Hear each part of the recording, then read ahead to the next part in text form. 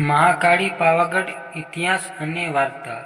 પાવાગઢ ગુજરાતના પંચમહાલ જિલ્લામાં આવેલ એક પવિત્ર ટેકરી છે, જ્યાં મહાકાળી માતાનું શક્તિપીઠ મંદિર આવેલું છે.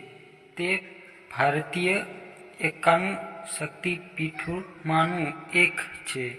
માન્યતા મુજબ જ્યાં માતા સતીના અંગો પડ્યા હતા ત્યાં શક્તિપીઠ રચ્યા. પાવાગઢ એ વળી પાવનગઢ તરીકે પણ ઓળખાય છે અને લોકો માને છે કે અહીં માતાજીનો દક્ષિણ પત્ર આંખ પડ્યો હતો. પુણ્ય અને પરીક્ષા. સદીઓ પહેલા પાવાગઢ વિસ્તારમાં રાક્ષસોનું ઉદ્ભવ હતું.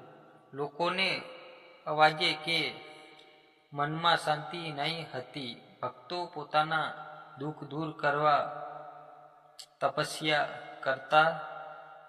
ત્યારે મહાકાળી માતાજીએ પ્રગટ થઈ શક્તિ દર્શાવી.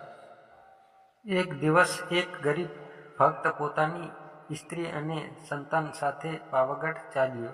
રસ્તો ઉબડ-ખાબડ અને ભયાનક હતો.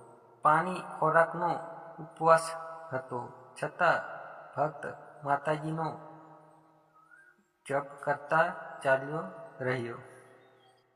એમ જ એક દિવસ ભૂખથી ત્રસ્ત સંતાનને ઊંઘ આવી ગઈ અને માતાજીના તપમાં ભંગ નહીં થાય એ માટે પિતા પોતાનું લોહી તપસ્યામાં અર્પણ કરવા લાગ્યા. એ શ્રદ્ધા જોઈને મહાકાળી માતાજી સંબંધ પ્રગટ થયા અને કહ્યું, જ્યારે મન સાફ અને શ્રદ્ધા સાચી હોય ત્યારે હું તુરંત પહોંચી જાઉં છું.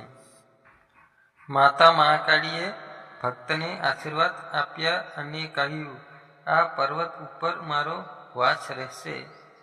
જે શ્રદ્ધાથી આવશે તેના કષ્ટ દૂર થઈ જશે. એ દિવસથી પાવાગઢ કાળ પવિત્ર યાત્રાધામ તરીકે વિકસ્યું, જ્યાં લાખો ભક્તો દર વર્ષે દર્શન કરવા આવે છે.